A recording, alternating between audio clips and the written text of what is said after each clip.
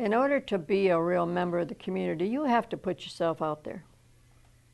You have to not be afraid of criticism. You have to share your ideals, be honest, and say, let's try, let's go for it, let's see if we can make it happen. You can't sit at home and say, well, I think we should be doing this, but nobody wants to listen. If you don't tell them, they don't know what you're thinking. I mean, Vicki could have turned me down when I walked in here. She could have said, no, we got enough people around here telling us what to do. So, but she didn't. She said, if you want to help, you're in. And that's what it takes. Older people a lot of times want to sit home and watch TV and just say, well, I've done all I'm going to do. I'm done. I'm retired now and I'm done. And I think, I'm just beginning because all I did was work. Now it's time. See, I'm not a traveler anyway. I can't even imagine going and sitting in a hotel at a beach someplace and watching the sand back and forth on the lake. And I'm not a casino person. So what else is there for a retired person to do but to sit home if you don't find something to do in your community? So how did you find what you were going to do? How did I find this?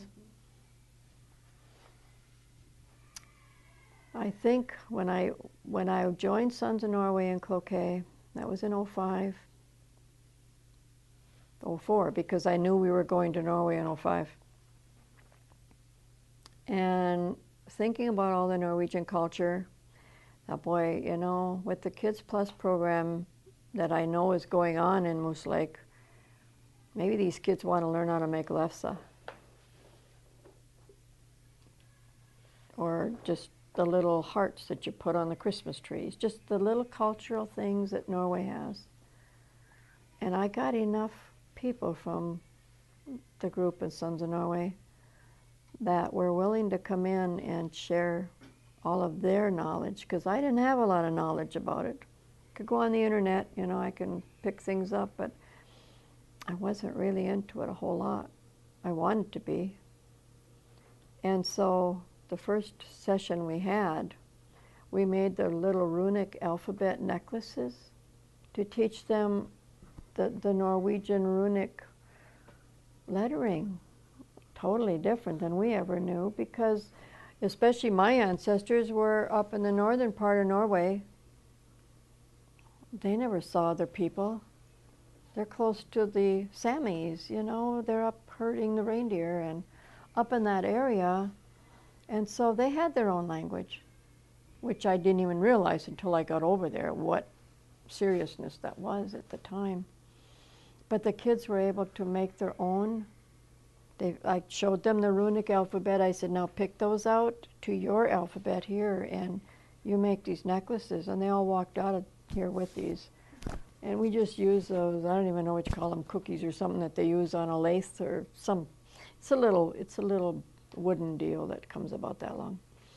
And we punched holes in them, and then they just wrote these things on there. And they just put beaded necklaces for them. That was the very first project they did. And then we had them making little trolls out of paper, you know, just draw trolls and tell me what you think a troll would look like. It's amazing. Because they've heard about trolls, and they had no idea what trolls were, because trolls were the beliefs of Norway. They were the last country to accept Christianity because they weren't going to give up their trolls. That was their religion. The bad trolls and the good trolls. And the Haldor women and the little old men. I mean, the stories are marvelous. If you ever look up a troll book, stories are marvelous.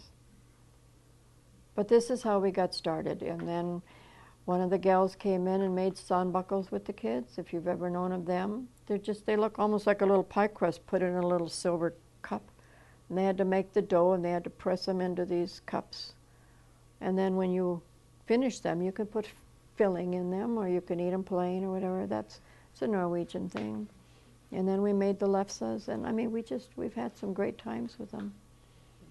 the heart deals, they were really shocked to realize that people decorate their Christmas trees with red and white hearts. And we made them out of felt. They almost look like they were weaved, you know, with the pieces. But that's how they decorate their trees.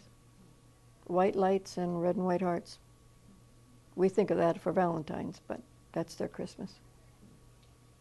So that's how I got started, and then I did that class for 6 weeks, and then, like I say, after Joe died, I was so lost.